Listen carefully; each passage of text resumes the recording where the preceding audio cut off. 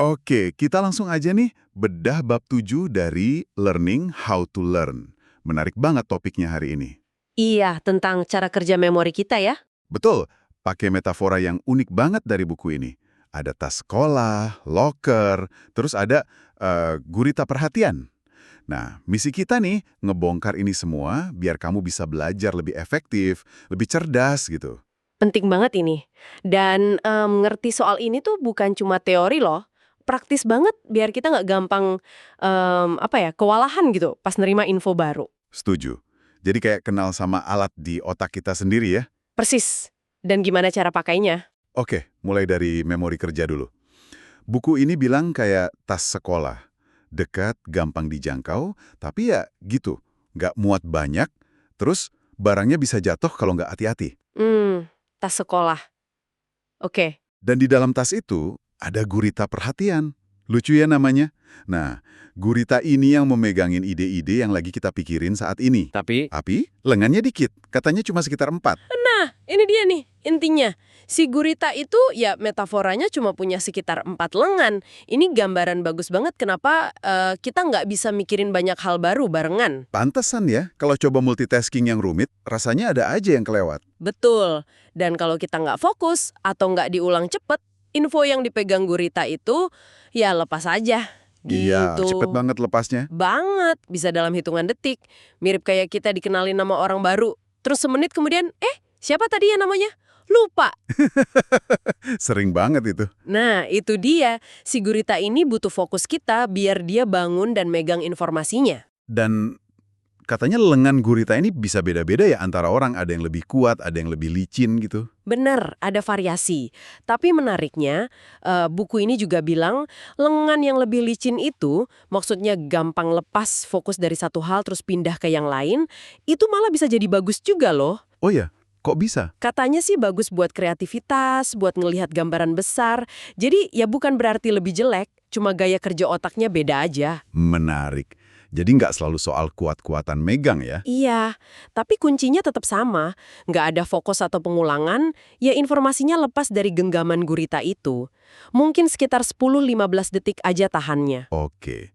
Jadi itu tas sekolah sama gurita buat yang lagi kita proses sekarang ya, memori kerja. Terus kalau info jangka panjang gimana?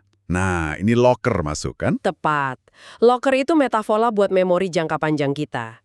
Bayangin aja gudang raksasa. Gudang raksasa. Iya, gede banget. Dan letaknya nggak cuma di satu tempat, kayak memori kerja yang cenderung di korteks prefrontal itu. Si locker ini nyebar di seluruh otak. Wah, nyebar ya.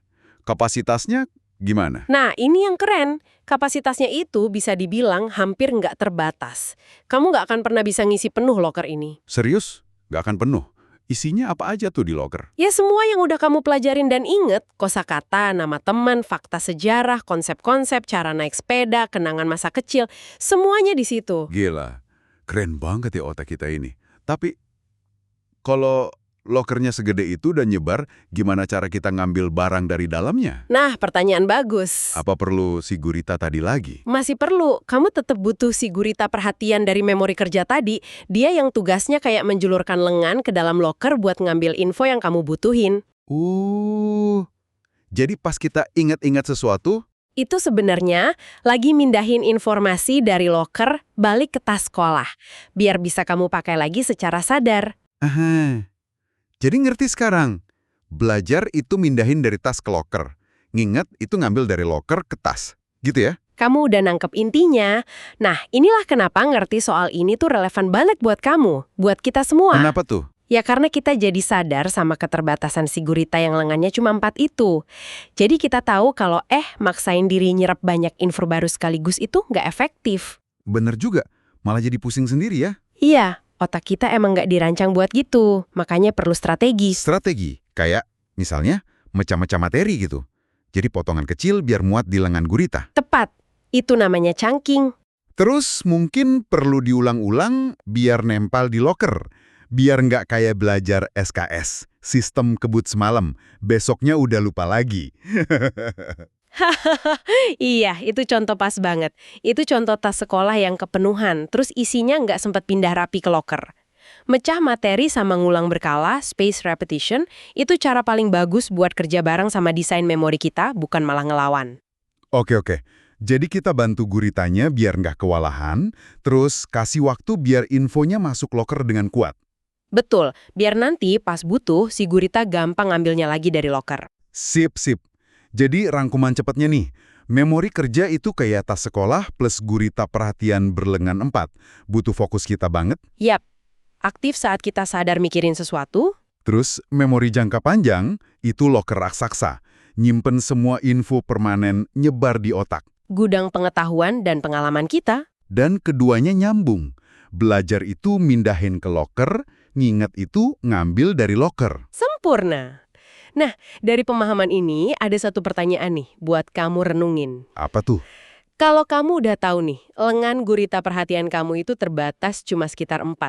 Gimana kalau kamu coba lebih sengaja milih informasi apa aja sih yang boleh dipegang sama si gurita ini dalam satu waktu? Maksudnya lebih sadar milih fokus gitu ya? Iya. Kira-kira kalau kamu secara sadar nyaring dan ngarahin fokus kayak gitu, bisa nggak itu ngubah cara kamu belajar atau cara kamu mecahin masalah yang rumit?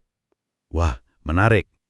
Mungkin nggak nyiapin semacam struktur atau peta informasinya sebelum mulai belajar itu kayak ngasih alat yang lebih bagus buat si gurita.